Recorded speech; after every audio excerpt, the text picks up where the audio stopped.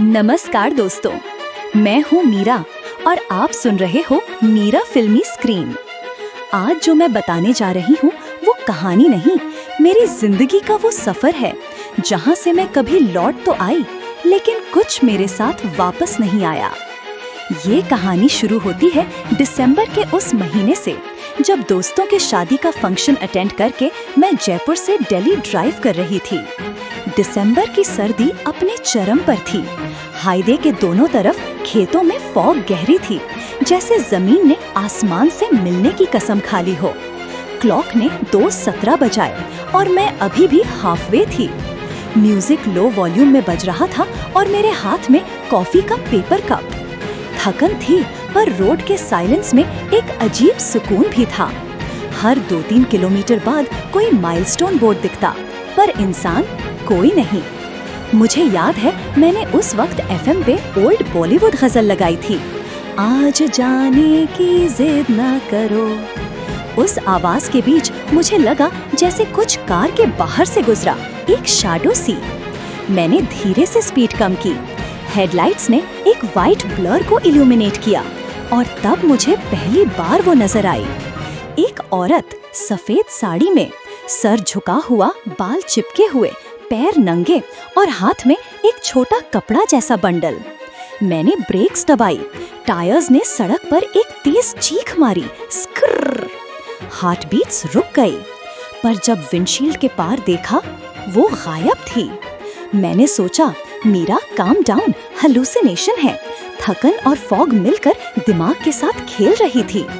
पर फिर rear view mirror में कुछ हिला। मैंने मिरर एडजस्ट किया और 1 सेकंड के लिए मेरी सांसें रुक गई। पीछे सीट पर वही सफेद साड़ी वाली औरत बैठी थी। उसका सर झुका हुआ और बालों के बीच से हल्की सी आवाज निकली, रुको मत वरना वो वापस आ जाएगी।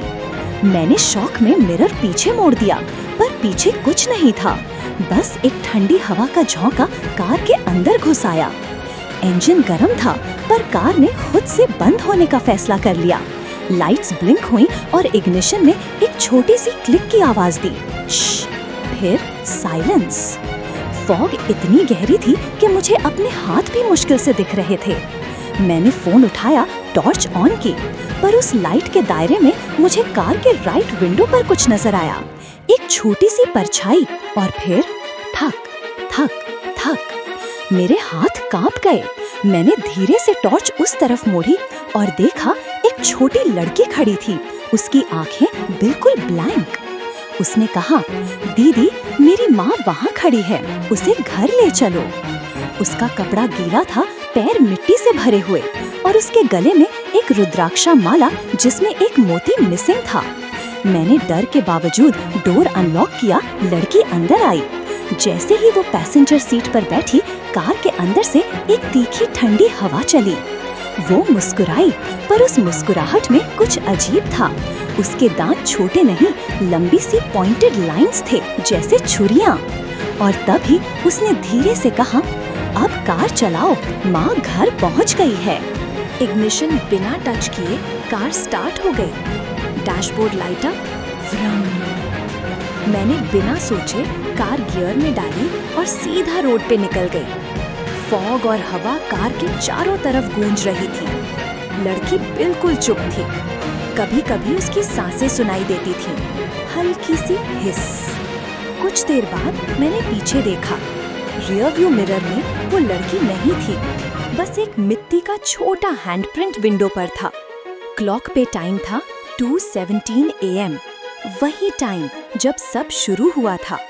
सुबह जब होटल पहुंची, मैंने कार का बैक डोर खोला। सीट पे मिट्टी के निशान और छोटी छोटी उंगलियों के प्रिंट्स थे, पर सबसे अजीब बात, डैशबोर्ड पर एक रुद्राक्षा माला रखी थी जिसमें एक मोती मिसिंग था। रिसेप्शनिस्ट ने देखा और कहा, मैडम आप इस रोड से आई हो? उस सड़क पे हर साल कोई ना कोई एक्सीडेंट होता है। कहते हैं एक माँ और बेटी का वहाँ ट्रक से एक्सीडेंट हुआ था और उनकी बॉडीज कभी मिली नहीं। मेरे पैर से जमीन खिसक गई। मुझे लगा मेरा गला सूख गया है। मैं सीधा रूम में गई और पूरा दिन सोते हुए गुजार दिया। पर रात को जब मैंने फोन चार्ज पे लगाया तो उसकी स्क्रीन पे क्लॉक ब्लिंक कर रहा था 2:17 AM और बैकग्राउंड में एक रिकॉर्डिंग प्ले हो गई। एक लड़की की आवाज, रुको मत वरना वो वापस आ जाएगी। कभी कभी कुछ सफर सिर्फ जमीन पे नहीं, जिंदगी के पार भी लिखे होते हैं। मैं हूँ मीरा और ये थी सन्नाटे वाली सड़क की कहानी। अगली बार मिलूंगी तुमसे एक ऐसे कमरे में जहाँ किसी ने मुझे फोन किया था पर वो नंबर बंद था। रुको मत वरना वो वापस आ जाएगी। एक औरत सफेद